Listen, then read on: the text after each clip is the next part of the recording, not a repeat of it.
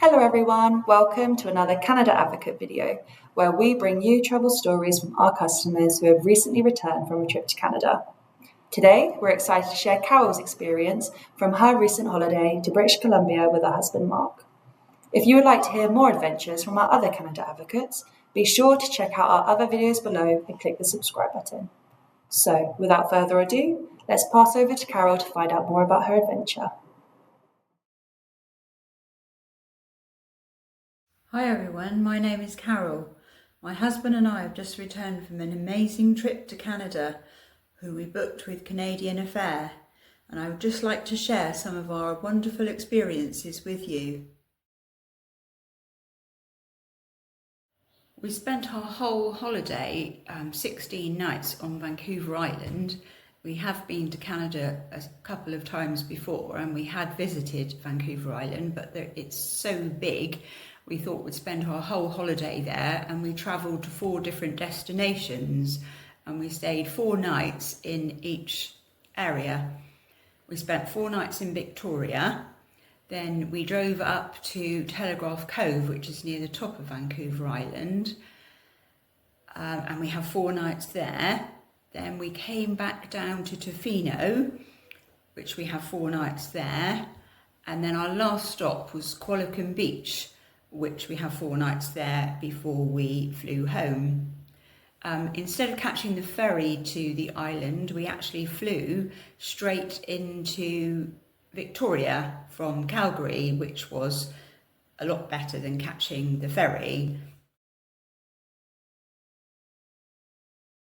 The landscapes of Vancouver Island are vast, like most of Canada are.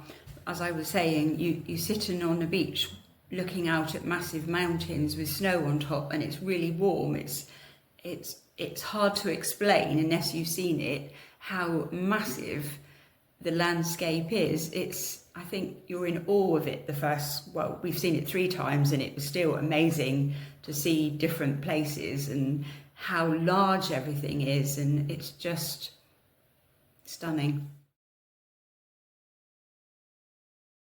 When we went to Telegraph Cove, we went on a boat trip that we had booked before we left home, because apparently it does get booked up quite quickly, and it was called Riptide Grizzly Bear Tours, and we went out on a whole day trip. We had to be there at 6:30 in the morning, and we had breakfast before we went at their restaurant. And then we went on the trip, where we saw so many things. It was absolutely amazing. And we stopped at a little jetty and they provided lunch for us. It was a couple of hours on the boat to get to where we saw the grizzly bears, but we saw so many things on the way, the time went really quickly. So we pulled up onto this jetty and we had lunch that they provided. And even when we were sat having lunch, there were grizzly bears on the shore, and we were just, I don't know, a matter of yards from them really. But it is amazing seeing wildlife like that, just, on the shore. The bears were turning over the rocks trying to find food, and they had young ones. It was just absolutely amazing to watch the mums with the little bears. We saw quite a few bears on their own, but 2 groups of mums with a couple of baby bears. And on the way back we saw great humpback whales, and I think we saw some Dall's porpoise, which we've never seen before.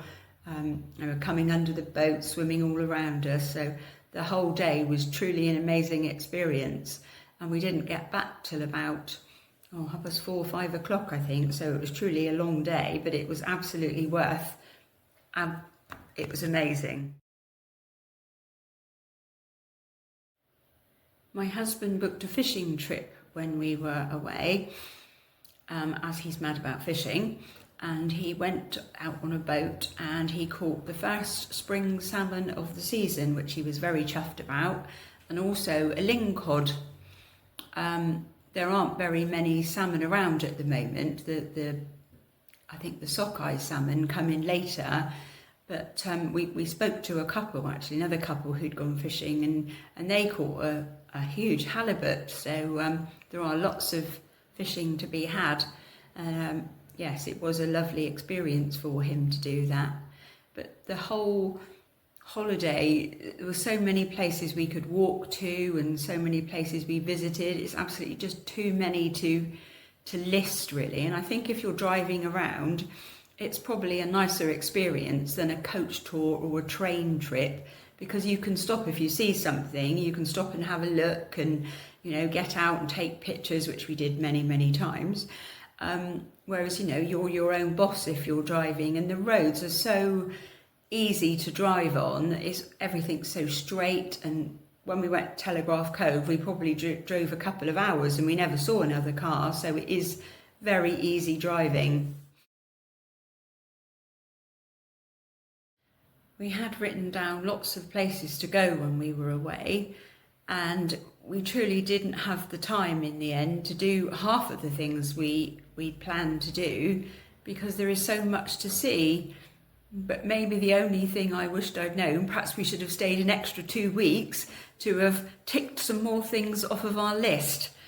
But definitely, if you're thinking of going to Canada, please do it, because it is the most stunning destination I think we've ever been to.